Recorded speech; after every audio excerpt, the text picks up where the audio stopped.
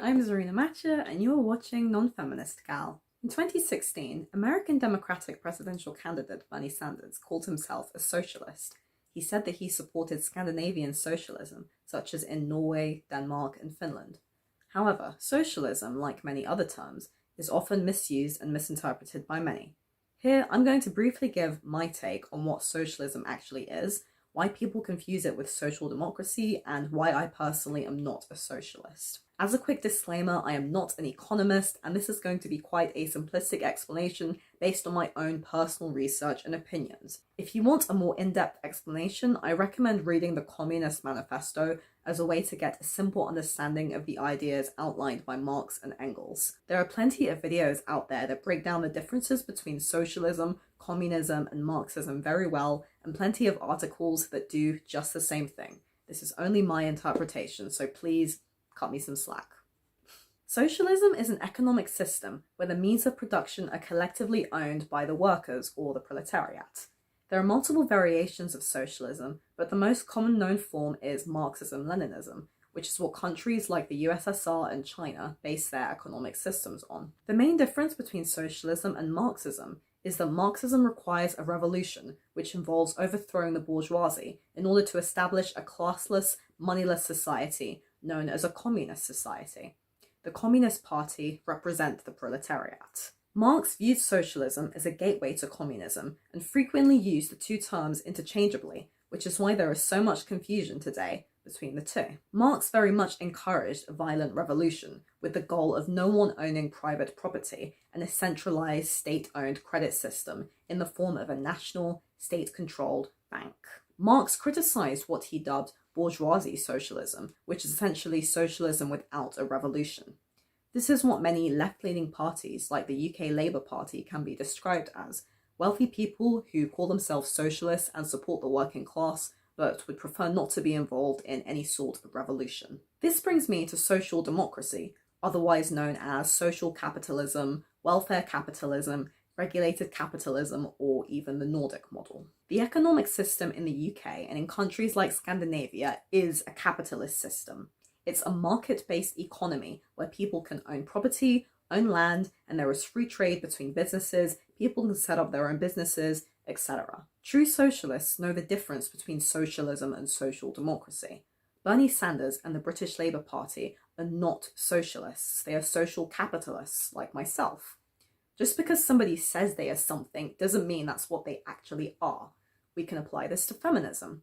Feminism claims to fight for gender equality, but anyone who has read up on the history of 60s to 80s feminism knows that feminism was not actually about gender equality, it was about overthrowing the patriarchy. Let's use this very simple example. A free market capitalist owns a company, takes the majority of the profits, and pays the workers minimum wage. A socialist says that the company should be collectively owned by all of the workers, and then they should all equally contribute and divide the profits.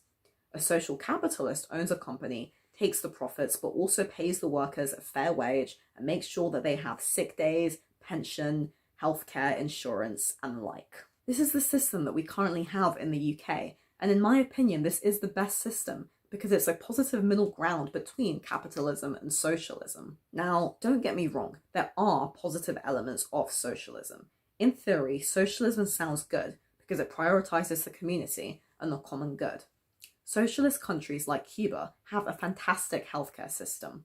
There is a lot more humanity because people are focused on other people rather than on working hard and making money. However, in my opinion, this is pretty much where the good starts and ends.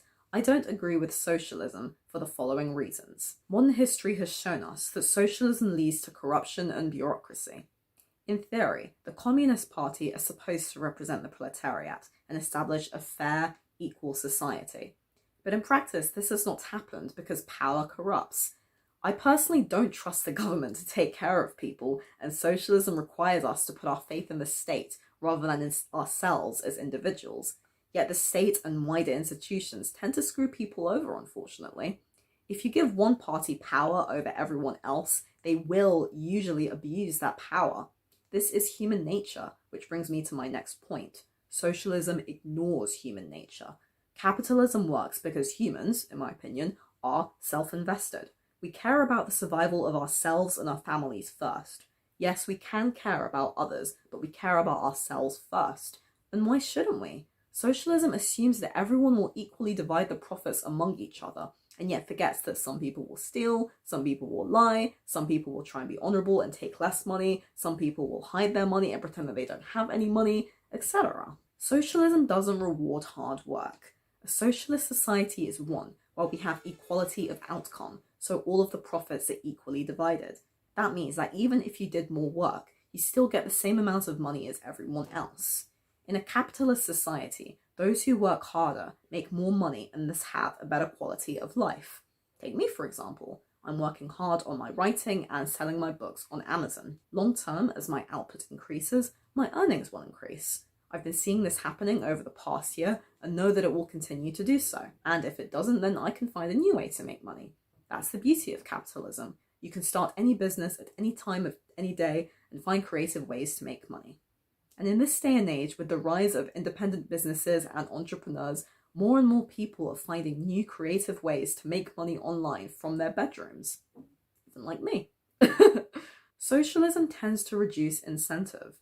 When I was in school, I was a very hardworking student and left with good grades. If I knew that my grades would be a collective effort and that my marks would be shared with the rest of the class, that would lessen my desire to want to work harder, because what incentive is there? What reward is there? Whether we like it or not, purpose is part of human nature, and purpose must come with reward. If you struggle for something, such as climbing a mountain, and if you reach the top, you want to feel like you have achieved something. But if you know that your output is not going to have much reward because it's going to be shared with the other lazier people, then what incentive do you have to work hard? Don't get me wrong, capitalism is not perfect, and most people who support capitalism would say capitalism is far from perfect. However, people who support socialism or communism tend to view these as utopian systems, which they are not.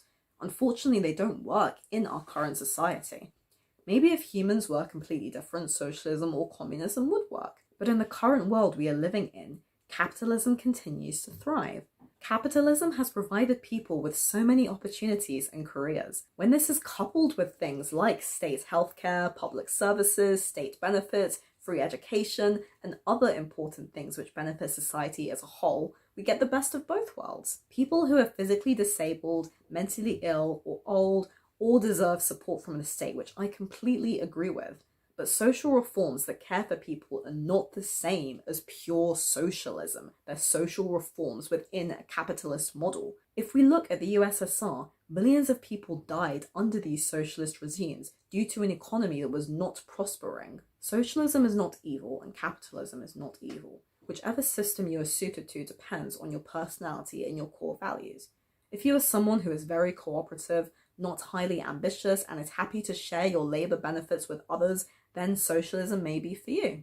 But if you are highly driven, ambitious, and very self-invested, as I personally am, then capitalism might suit you better and you might lean more towards being more of a capitalist. My ideal economy would be one where everyone was self-employed or owned small businesses, and we didn't have these major corporate conglomerates.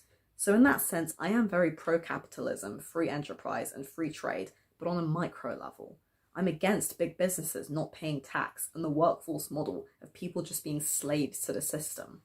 To me, capitalism should be about people capitalizing on their passions and using this to make the world a better place, not going and doing mindless work that doesn't really contribute to society. I consider myself a welfare capitalist or a social democratic capitalist, and I completely, absolutely disagree with corporate capitalism. I think that a truly free market would be one where small businesses and self-employed people were in charge of the economy, not major corporations. We don't really have a true free market because of major businesses creating monopolies. Socialism is not the same as communism. We've never actually seen a communist society in the way that Marx outlined. We have not seen communism succeed, but we have seen socialism fail. We've seen socialist societies collapse and fail to become communist societies. The USSR was a socialist society with a communist government. A communist society would have no money, no class system, and no state. In theory, this sounds great, but in practice it goes against the fundamental survival instincts of humans.